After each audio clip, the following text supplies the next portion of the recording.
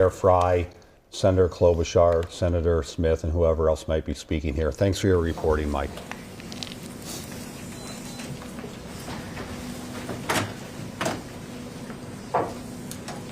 We're here to provide an update on the safety plans and precautions that we're going to be taking for this evening. The city of Minneapolis is filing a declaration after today's shooting to encourage the judge to rule on a temporary restraining order on Monday that would grant us immediate relief and would help stop this operation that has been so harmful to the city of Minneapolis. The state of Minnesota has resulted in multiple shootings and tragic deaths. I have formally requested assistance from the National Guard to support the limited number of officers that we have in the Minneapolis Police Department. We have around 600 officers in total. Days off have been canceled.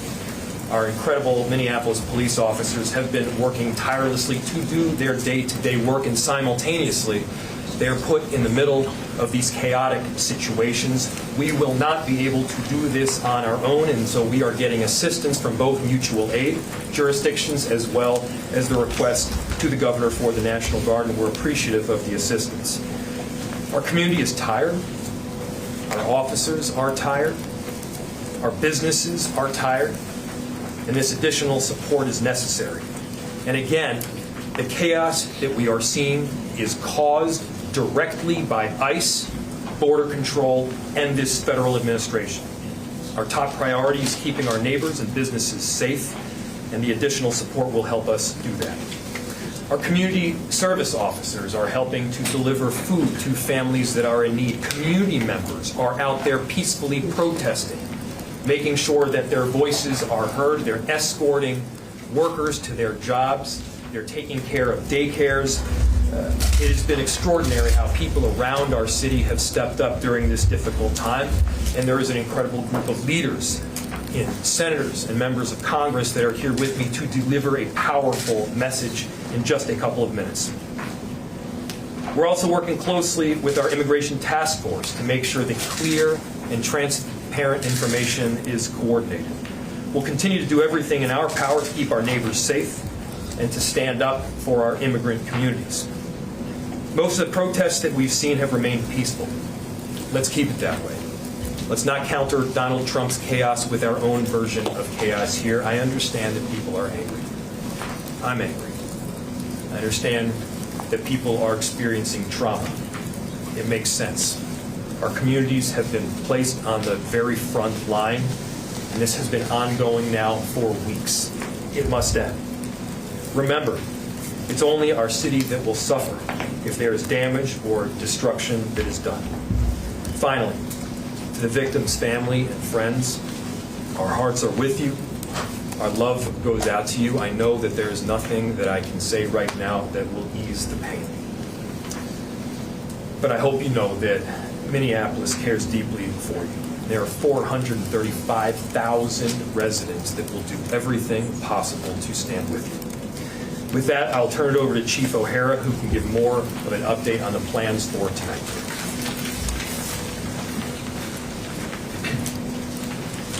Thank you, Mayor.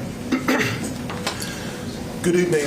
I'm going to provide a brief update on the events today and our plans to maintain order in the city. I recognize that this is a volatile and emotional situation, and our focus remains, as it always has been, on de-escalation, slowing things down, and maintaining peace and order in this city. The situation is stable right now, and it is peaceful, and we intend to keep it that way. After our last press update, additional residents and demonstrators gathered today, and the situation deteriorated. Local and state law enforcement officers were surrounded on multiple sides by a mix of protesters and also agitators who engaged in unlawful acts. Individuals began erecting barricades, throwing glass bottles, ice chunks, and at least 2 separate fires were started in the immediate vicinity. Minneapolis police had to escort firefighters so that they could safely extinguish those fires. The number one priority of our police officers is to protect life, and maintain public safety for all people in our community. And so given the volatility and rising public safety risks for residents, for demonstrators, and police officers, state and local law enforcement did deploy less lethal and gas munitions at that assembly in order to allow for a safe egress of law enforcement and to prevent further violence and damage. We do everything that we possibly can to de-escalate whenever possible, and the actions that were taken today were in response to a dangerous and escalating situation that already had multiple confrontations. The gathering at the scene now is peaceful, and we need everyone to respect the lives and property of all people in our community. In order to maintain that peace, we have established a vehicle exclusionary zone in the affected area. That zone has allowed traffic to be safely managed and has significantly reduced the risk of escalation, ensuring access for emergency vehicles, for residents of the area, and for lawful, peaceful demonstrations. This zone will be maintained by uniformed police officers of the Minneapolis Police Department, working alongside members of the Minnesota National Guard. National Guard members will be wearing fluorescent yellow safety traffic vests and will be working alongside uniformed Minneapolis police. In addition to the Minnesota State Patrol and Hennepin County Sheriff's Office that assisted at the scene, the St. Paul Police, Ramsey County Sheriff's Office, and numerous Hennepin County suburban police departments are assisting with answering 911 calls in the city of Minneapolis today. The loss of human life, yet again, is a tragedy.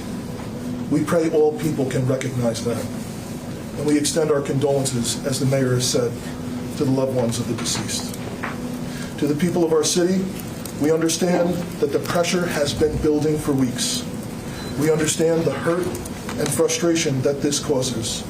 But again, if you choose to come out, if you choose to demonstrate, peacefully assemble, do so lawfully.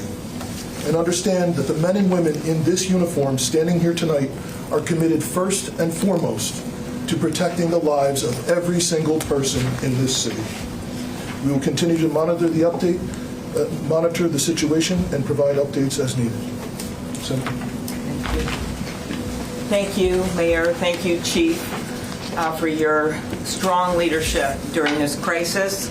I'm joined today by Senator Smith, as well as Representatives McCollum and Morrison, and joining us in a statement are Representatives Craig and Omar. Our message is really clear and straightforward. We need ICE out of Minnesota. They are not making us more safe. As the tragic killing this morning, as people saw it viscerally on that video, shows us they are making us less safe. With 3,000 agents, which of course includes border control, outnumbering the sworn police officers in Minneapolis and St. Paul by 3 to 1, and even larger than the 10 metropolitan police departments. This is completely out of whack, completely out of balance, and now 3 people have been shot, 2 resulting in death. 1, Renee Good, mother of 3, and now Alex Preddy, a 37-year-old Minneapolis man, a citizen, also a nurse. They both have families that love them very much. This city has been under siege. And I want to make something clear, as the mayor and the police chief are doing their job, but this city, it's not just the cities. It's not just Minneapolis and St. Paul, as you'll hear from the members of Congress. It is the suburbs where kids have been lured in and abducted. It is small towns all across our state, rural areas. This has gone way beyond some stated purpose of the fraud investigation or apprehending violent offenders. That's not what this is about anymore when you have 3,000 agents, overwhelming sworn police officers. I took part in that peaceful and powerful march yesterday, all those peaceful people. And then we wake up this morning to this horror. As members of Congress, We are calling on this administration to get ICE out of our towns, off of our streets. It will make us more safe. We, as a congressional group up here, strongly opposed the ICE funding this week. We opposed it this summer when our Republican colleagues tripled the budget, $75 billion. It is now more than the FBI. They reduced the training from 5 months to 47 days. And these are the results. We are also calling for a full and transparent investigation. We have done this before in Minnesota, coordinating with local and state and federal law enforcement.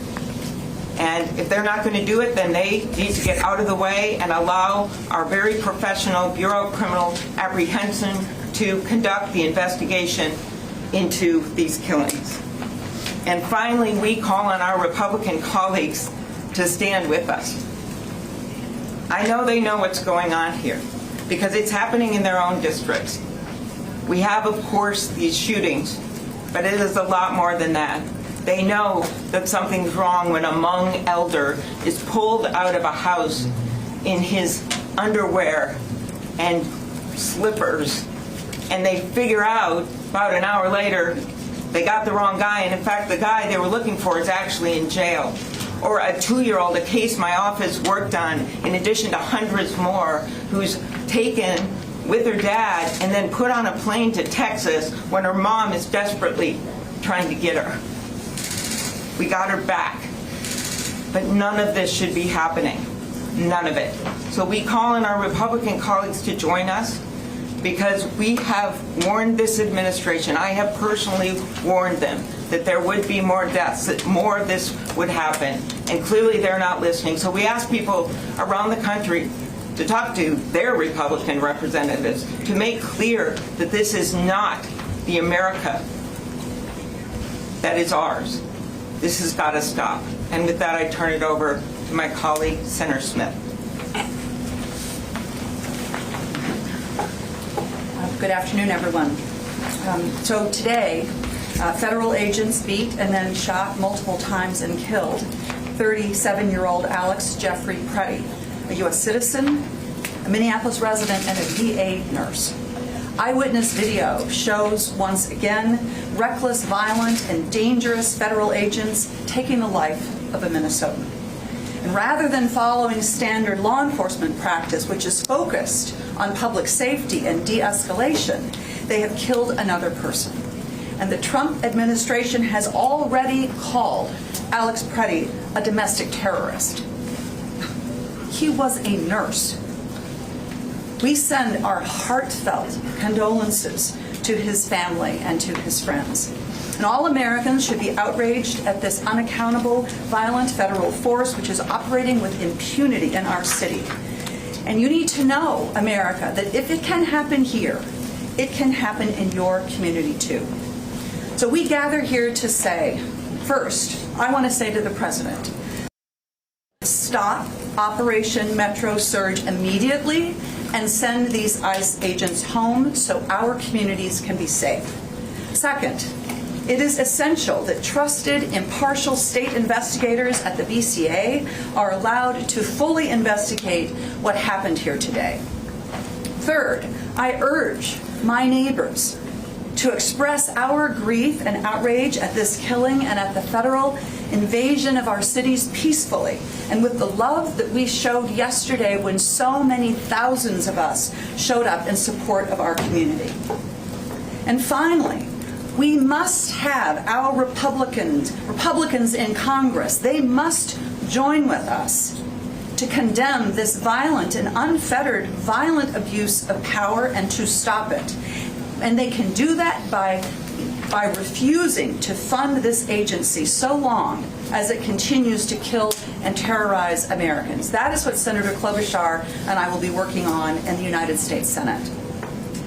And I just want to close by thanking so much the local law enforcement and fire departments, not only here in Minneapolis, but all across the state that have been doing everything that they could everything that you can to keep our city safe.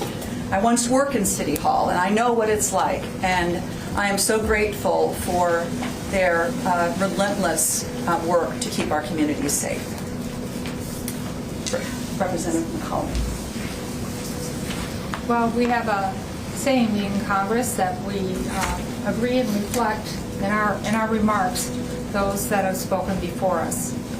So I'm going to take a slightly different tact. You know, today, this morning, Saturday, we lost another life, and it didn't have to be that way. To all the protesters who have been out there peacefully protesting, who have been harmed and injured, it shouldn't be happening to you either. But I want to take a second, as Senator Smith was, just to reflect on the community. St. Paul stands with you, Minneapolis. The East and West Metro, we're united, as well as all Minnesotans. My phones have been ringing off the hook from frustrated members of communities that are asking me to talk to their Republican members of Congress to do something about the escalation of chaos and violence that has been caused by the presence of the Department of Homeland Security. Representative Morrison and I, along with Representative Omar and Craig, had an opportunity to show with our votes on the House floor just this week how disappointed we are that the president refuses to listen. Oh, well, we're more than disappointed. We are outraged. Part of the bill that was on the floor was to provide more body cameras for ICE. Well, they have them already in the thousands, and they refuse to wear them. So, Secretary Noem, have your officers suit up and put on their body cameras, just like our law enforcement does. To our law enforcement here, we appreciate you, especially those of you who have been working the extra shifts. To the school boards, to the community service volunteers, everybody out there in this community, you make us so proud to represent you in the United States Congress. We hold our head up high with how Minnesota is reacting to this. We celebrate 250 years of this United States of America. And I'll close with quoting Benjamin Franklin. He came out of the Constitutional Convention and he said, it's a republic if you can keep it. Well, we're showing we want to keep it a republic with peaceful protesting. Stay calm, be safe, take care of one another. And when you see a National Guards person out there trying to relieve one of our police officers, know that they're there to protect you. So please respect everyone out there trying to keep us safe. And with that, I'd like to welcome up my colleague from the West Metro, Representative Morrison. Thank you, Representative McCollum. You know, the day after tens of thousands of Minnesotans showed the world how to stand up peacefully against this administration's cruelty, lawlessness, and unacceptable occupation, and demand that ICE leave our state and end this federal invasion, the world is watching yet again as one of Donald Trump's federal agents have shot and killed another United States citizen in broad daylight in the middle of the street. First, we lost Renee Nicole Good, and now Alex Jeffrey Preddy, a 37-year-old man, a Minnesotan, an ICU nurse, a resident looking out for his neighbors as Minnesotans always do. And I do want to pause and offer my deepest sympathy and profound condolences to Mr. Preddy's family and friends. I am so sorry for your unimaginable loss. And we are once again now being asked to deny what we saw with our own eyes. We watched the videos of a masked federal agent shooting Alex in the back multiple times while he was pinned down by more than 6 other masked federal agents. And once again, DHS has come out with a predetermined narrative that contradicts everything we saw with our own eyes. 2 37-year-old Minnesotans are now dead, a poet and a nurse. For what? We cannot lose any more lives. We need a full, transparent, and comprehensive investigation led by our BCA. And ICE and Border Patrol need to halt all operations in the state and leave immediately. And Congress cannot be complicit in facilitating these lethal operations and federal occupation of our cities. We are standing here as a united front today, pleading for our Republican colleagues who control the Congress and who took the same oath to defend the Constitution and uphold the rule of law that we did, to stand up and stop this. Put your state and your country first. Put it ahead of your loyalty to this president. Minnesotans are in agony, watching their communities terrorized and families torn apart. ICE and CBP agents are traumatizing our communities, violating Minnesotans' constitutional rights, unlawfully detaining and arresting United States citizens, racially profiling people, forcing schools, restaurants, and businesses to close. And people are dying at the hands of these federal agents. It has to stop now before anyone else is hurt. And I return it to I'll just point out, again, the difference between tens of thousands of people just yesterday peacefully protesting, standing up for their neighbors, no injuries, no damage to property. That is how Minnesota and Minneapolis shows up versus what we saw again this morning. That is what is causing chaos on our streets, those actions that we saw on video, and you can believe your own eyes. With that, we'll open it to questions. Senator Klobuchar, are you willing to use every lever of power at your disposal as a member of the minority party to stop what is happening here, up to and including a government shutdown? Right now, we are focused on getting ICE out of the state. And of course, we will use every lever that we have. But I do remind people that Donald Trump runs the White House. And sadly, because to date we have not seen the Republican members of Congress standing up, he also seems to run the Congress. But the point here is that there are many changes that we could make. You know, why aren't we helping fund local law enforcement instead of what they did with this bill last summer where they tripled the budget? And why aren't they pledging to have a full investigation of what happened? I have a lot of respect for our local law enforcement here, and I appreciated the words of some of my colleagues who talked about the fact that people have to differentiate here with what they're doing on the front line every single day. So there are many things we could do. Budgets are a value choice, and that's what we're asking our Republican colleagues to do. I work across the aisle all the time. I work with them, and I know that many of them understand that what's going on right now is wrong. And so the way to get to a higher ground, honestly, is to get them to get ICE out of our state right now, to call the president, to speak out as we have been doing day after day after day, and to remember these little kids who are afraid to go to school, and to remember the people who are legal citizens who are wrestled to the ground yelling, "I am born here, I was born here," and to remember these two that we've lost. And I hope that's something that they all take home and that the people of this country do as they look at how they can get this administration to stop this. Mayor Frey, can you talk about the legal case that you were pursuing and how this shooting changes your strategy? What is your best case scenario on Monday when you go to court? So there's two forms of requests that we have been asking for. The first was this temporary restraining order.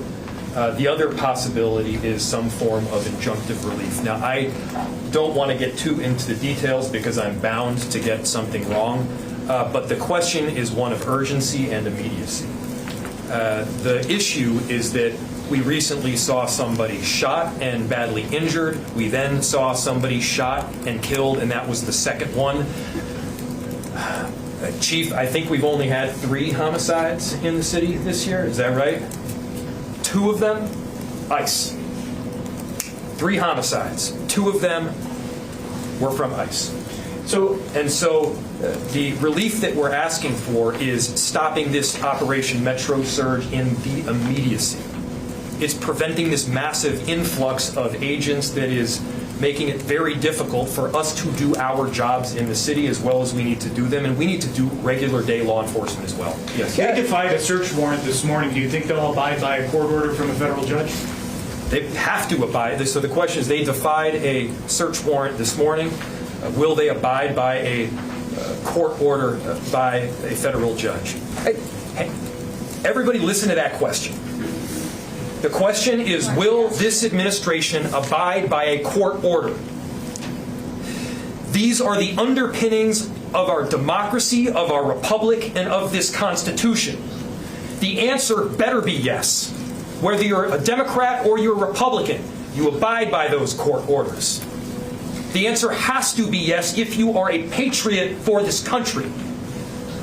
And so, yes, my expectation is that they will abide by the court order because there is not an alternative.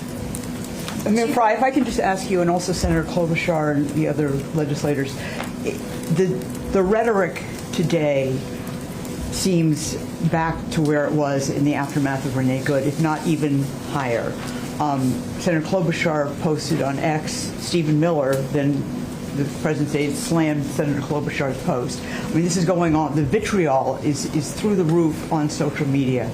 Is there any way, or how are you going to come together? I mean, is there any way to approach the other side? Yeah. I'll answer for myself and from the city's perspective, and certainly turn it to Senator Klobuchar. I want everyone to just quickly look at the juxtaposition between the way that Minneapolis is showing up and the way that the federal government is showing up. I want you to look at the difference between the elected leaders and our chief that you've heard talk just before me. They're calling for peace. They're calling for peace notwithstanding this horrific action from the federal government. What are they doing? They're not investigating the person that killed our citizens. They're investigating us. This is political retaliation. This is about a political narrative, and that narrative is making people less safe. A number of us have spent the last few weeks making our views clear, standing our ground, but also reaching out to this administration, to Republican leaders, to try to get them to understand how dangerous this is, how unsafe this is. I met with chiefs from across the metropolitan area. Chief O'Hara was on this call, and they have been reaching out, some of them publicly, some of them behind closed doors. The business community has been reaching out. I have been personally reaching out to the President's Chief of Staff and spoken with her.